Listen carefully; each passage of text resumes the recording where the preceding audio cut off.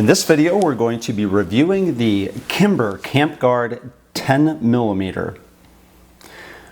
Most people that go out in dangerous game country want to take protection with them. And at very short distances, a lot of people will bring along with them animal sprays, bear sprays, but the effective range of those sprays are typically anywhere from about 5 to 10 feet.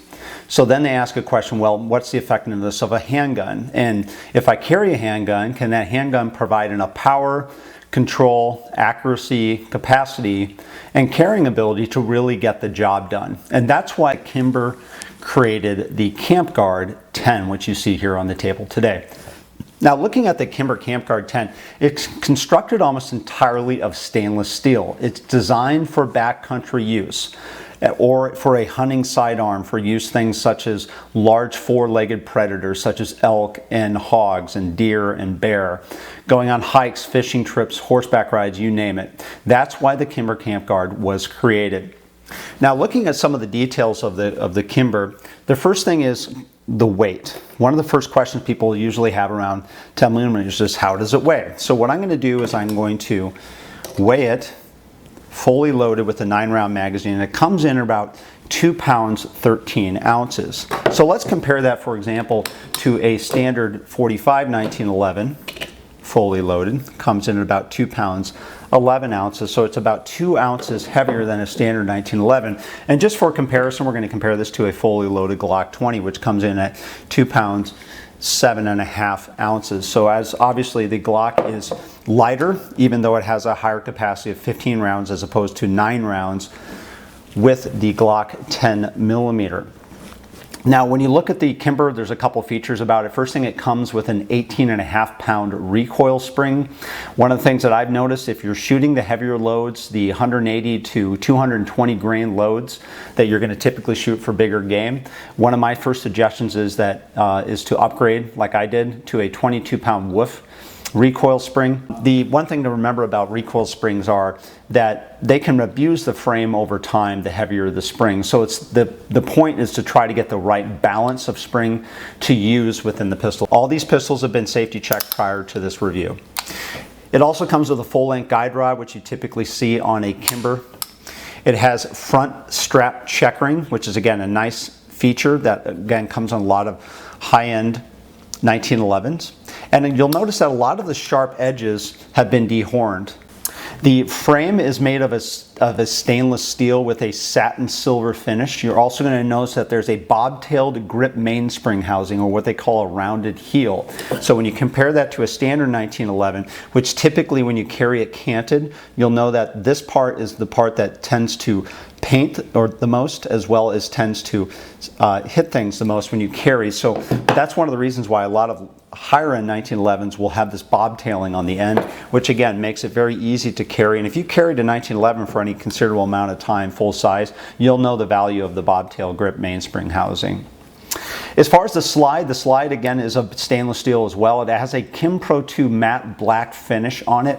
You're also going to notice that it has a flattened top on the slide. So unlike a typical rounded 1911 slide top, this one actually has a flat top, which is actually pretty cool. The barrel is a match grade stainless steel barrel and bushing. It also has a ramp barrel versus the ramps that are typically frame mounted on a traditional 1911. So not only is this supposed to provide a higher quality, but also it provides greater case support. And one of the benefits you're going to have of shooting 10mm out of, for example, a gun like the Kimber Camp Guard as opposed to the Glock 20 is the Glock 20 is notoriously bad, especially with a stock barrel, for good case support. So if you typically fire 10mm and like to reload your own ammunition, you'll know that in many cases it can be problematic with a stock barrel in the Glock 20 as opposed to the case support you will receive in this case with a Kimber, which is some of the best case support I've ever seen for a 10mm. Now, as far as the sights, it comes with a 3-dot tactical wedge day-night sight and low profiles with tritium inserts, which really are fantastic upgrade. And you know that, for example, if you're carrying one of these, especially in dangerous game country, most things go bump in the night, right? So you want to make sure that your sights are night, or you have some night sight capabilities, which again, Kimber provides stock on this pistol, a great upgrade. The trigger is a skeletonized trigger, and it's advertised to come in around 4 to 5 pounds. On my Lyman scale, the trigger pull comes in at about a really nice 3.8 pounds, which again, to me is fantastic. It just screams to the quality of the trigger. One of the biggest things you're going to notice that stands out to you is the laser engraved rosewood grips that have a RMEF etched into them, which stands for the Rocky Mountain Elk Foundation. This is one of the things that really stands out about this pistol, is these custom grips that come on here. And apparently Kimber will donate a certain amount of money for each camp guard that is sold to the Rocky Mountain Elk Foundation, so that's why you see these grips on here. Now, as far as the fit of the 1911, if you're familiar with 1911s, you know they come in all types of fits and finishes. This is a very tight fit for a 1911. In other words, there's been a lot of custom work on both the slide and the lower, as well as the bushing. And this is the tolerances on the at least on my Kimber Camp Guard are. The last time I saw tolerances this tight was my old Nighthawk.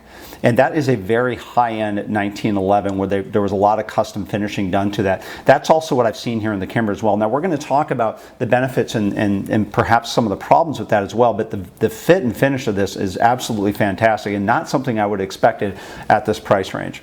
Now when you buy the Kimber Camp Guard, it comes with one 10mm Kimber magazine. And quite honestly, you know, you might say, well, that's not, I would rather have had more magazines. Actually, you don't want more of these magazines. I don't like the Kimber magazine. And we're going to talk about in a minute the break-in period with these. But the reality is, a lot of people, including myself, have had problems with these when we break these in, is that typically the last round of the magazine will fail to feed at times. Not all the time, but sometimes with the Kimber magazine. This is not a problem I've had with other better magazines. So one of the things you're going to get with this is a magazine you're going to pretty much want to throw out, and you're going to want to buy better magazines instead. So for example, these are the ones that I typically recommend. These are the Wilson Combat. I know Chip McCormick makes good ones as well, but you also get an additional round. You get a 9-round magazine on this. And if you're going to buy one of these, you know, pick up 2 or 3 of these as well. You're really going to want these. I use Wilson Combats, both of my 45s as well as my 10mm. And again, absolutely fantastic, and eliminates a lot of the problems you're going to have with the stock Kimber magazines, which in my opinion, is really a subpar magazine. Now, as far as firing the Kimber with standard 10mm rounds, it's very manageable to fire this recoil-wise. It's very similar to a 45, 1911, and 230 grain rounds. When you fire the more stout rounds, you're going to feel a little bit of difference, but again, it's not anything that's unmanageable. It's actually very comfortable, and if you're used to firing 45s, it's very easy to fire this pistol, which takes us to the caliber, 10mm, right? So the 10mm basically is right in between a light and fast 9mm as well as a slow and heavy 45. And we have a link below to the caliber comparisons, etc. But one of the things about the 10mm is it's really that nice balance between the two, especially when you're talking about 4-legged predators and dangerous game. The 10mm from a power perspective comes in right between about a 357 Magnum and a 41 Magnum. And if you're using the very stout rounds or very powerful rounds such as Buffalo Blower, or my favorite, which is the Underwood ammo rounds, the 10mm with the right rounds can actually drop anything in the North American continent. So if you're looking for this as a backcountry gun, however, you're going to be carrying in most cases anywhere from 180 to 220 grain bullets. Again, my favorite is the Underwood hard cast bullets. Depending upon the game that you're protecting from, I'll also run staggered stack magazines. We'll have a hollow point, and staggered every other one will be a hard cast bullet. So again, you can do different types of configurations with that as well. But the one thing you can see consistently with the 10mm is people are taking large game out to 100 yards with the 10mm handgun, similar to the Kimber here. And if you Google any one of these on YouTube, for example, and look for 10mm hunts, large game at 100 yards, you're going to see quite a few out there using the 10mm. So it has been proven very effective as a hunting and protection caliber in large game territory. Now, as far as accuracy is concerned, how good does it fire? Now, I did a couple initial rounds of the Camp Guard at both 30 and 70 feet, and I was using pretty stout rounds, so I'm sure over time as I practice more with it I can get these groups a lot tighter, but at 30 feet it provides a pretty good group I have one flyer on there, and out to 70 feet it opens up a little bit for me. And again, with a little bit more practice and some sight adjustment, I can probably get these groups even tighter. But again, it's very good accuracy for 10 millimeters shooting this type of high powered load. And again, with more practice, I'm sure I could get much tighter groups. But again, it also talks about the fit and finish and the quality we were talking about earlier, and which really actually helps 1911s like this shoot very effectively. So as far as accuracy is concerned, this is very good. It's very on par with some of my best 1911s that are out there. I don't see any difference in that regard. The one thing, however, you're going to find about the 10 millimeters 1911s is you're going to typically have to run a break-in period.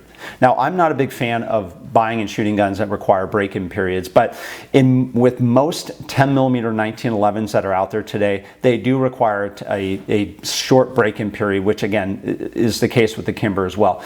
What I found as far as a break-in period with this handgun is about 200 rounds. And there's a couple things I always recommend. First thing is, if you don't already do this, get some gun grease. This is something I always use to break in guns, and you're going to want to put it on the rail and the bushing and things like that. It's going to help you break in the gun much easier and much more effectively. So that's one of the little tricks I've used to improve the break-in periods for the Kimbers. The other thing is, if you buy 1911s, if you're like me, you're going to usually see these grip panels kind of come loose at the first time you fire them or so. It seems to happen quite a bit in 1911s these days. So it's a good idea also to get some Loctite thread locker, some blue thread locker, and then once you receive the gun, just take out these grip screws and put some blue thread locker on them and put them back in, and then that should eliminate any types of grips coming loose as you're firing your 1911s, especially through the break-in period. As I alluded to earlier, are the magazines. One of the things I noticed again with the Kimber magazines is on the last round I had a couple jams. Within the first 100 rounds I put through the Kimber, and of course one of the biggest changes I made was moving over to the Wilson Combat magazines and then upgrading the recoil spring, because I'm shooting some more stout rounds out of it, and that problem has been effectively eliminated. I have not had any more fail to feeds out of the pistol. Now, as far as alternatives that are in the market today in the $500 to $1,500 range, of course, there is the Glock 20, which is a very popular model. Again, we have a review on this link below. You're also going to see on the 1911 sides the Colt Delta Elites, the Ruger SR 1911s, Rock Island, Kimber Standard models, Remington R1s, Dan Wessons, SIGs, etc. There's a lot of different makers now of these 10 millimeter 1911s because they've become very popular in the marketplace. So overall, what's the value of the Kimber Camp Guard 10 millimeter? Well, the first thing is you need to look at the upgrades when it comes to a 1911. It's an almost entirely stainless, so it's meant to handle the elements. The finishes, the dehorning, again, are very good and very upgraded for a pistol like this. These sights are excellent. These are great day-night sights. There's also a bobtailing for easier carrying, which again adds more value. The grips, again, are these custom rosewood grips that are going to grab a lot of attention when you carry this gun. The top slide cut, the flat slide cut, again, is another upgrade you're going to see. Matched barrels, as well as the tight tolerances that come with the 1911. So there are quite a few upgrades you're going to see on this Kimber that you would see over a typical 1911 as far as adding value. Now, some of the questions I have about the Kimber still is, first one is the Kimber Pro 2 finish. As I previously alluded to in other videos, I don't typically like Cerakote type finishes on guns. I don't like them because they have to be applied right, and do they really hold up well over time? And there have been some question marks about this types of finish on these Kimbers, and sometimes people have had bad luck with them, and that meant that they were trying to send it back to Kimber to fix it. And again, you've dealt with issues in the past, which, Kimber's poor customer service. So historically, people have complained that was very difficult from the customer service side to work with Kimber. So that's kind of a risk you run a little bit with this finish. I don't know if it's gotten any better or not over time. I'll do an update on it, but again, I'm not a big fan of these Cerakote type finishes. The other question I have is around the tight tolerances. Will this be reliable in poor weather conditions and exposure? If this is a gun that you're typically going to use in dangerous game country and going to carry it out in the elements quite a bit, One of the questions I've always had with tight tolerance 1911s are, these are great when it comes to accuracy, especially if you're doing target shooting, but when you're out in the elements, can that impede and ultimately affect the reliability of the 1911? So if anybody that is watching this video has had experience carrying one of these camp guards out in the elements for an extended period of time, please write in the notes below as to your experiences with reliability. But again, this is something I typically wouldn't like to have this tight of tolerances for a heavy exposure gun, but at the same time, I also want to have accuracy if I'm using this for hunting, so it's a give and take. As far as additional needs, as we talked about before, the Kimber magazines are terrible, and you're only going to get one anyway, so just throw them out, buy some Wilson Combats or some Chip McCormick's. The price of the Kimber Camp Guard right now currently comes in around $300 to $500 more than a basic model. So the question you have to ask is, are the upgrades worth it? As I alluded to earlier, there are quite a few upgrades on here to substantiate that cost. And the final thing is just the uniqueness, right? This 1911 will stand out. People often ask about it when I carry or shoot it. They look at the grips, they see me shooting it, and they'll simply ask, hey, what is that? Because it does stand out from typical 1911s you're going to see out there, and people want to inquire about it. And if you're one of these people that likes to carry a unique gun, that really is the Kimber Camp Guard, and it really does stand out, and it's got a lot of neat features and finishes to it. And this is definitely, on the final note, a backcountry pistol on a 1911 frame. So the Glock 20 is always a very popular model, but when you look at the two in comparison, you'll notice something that stands out, which is, if you're a big fan of 1911s and not a big fan of the Glocks, you know why, right? If you look at just the width of the slide, it's considerably wider. Even though it's a lighter pistol, it is still wider. And when it comes to backcountry carry and things of that nature, some people really like the 1911s. In fact, the ergonomics of the 1911s, I still shoot much more effectively one-handed than I ever will with my Glocks. And that's just something where it's a preference of what you like, right? But the ergonomics of the 1911 are hard to argue with. This is arguably one of the most comfortable design pistols in the history of handguns. And when it comes to shooting a 10mm, you really got to be comfortable with it to fire it and fire it accurately. And if you're a fan of 1911s and you like the feeling of a 1911, you'll really like the Kimber Camp Guard. And again, not to knock the Glock 20s. Some people really like the Glock 20s. I like them as well. But again, it's just a different type of gun. But this is definitely designed for backcountry. It's designed to handle the elements. It's designed to fire a very effective round, and it's designed to be a long-term pistol that you can own and use in self-defense, especially in dangerous game situations. So that is a review of the Kimber Camp Guard 10mm. If you have a Kimber Camp Guard now and have any additional thoughts to add to this, please do so in the comments below. If you like this video or like our channel, please subscribe on YouTube, and thanks for watching.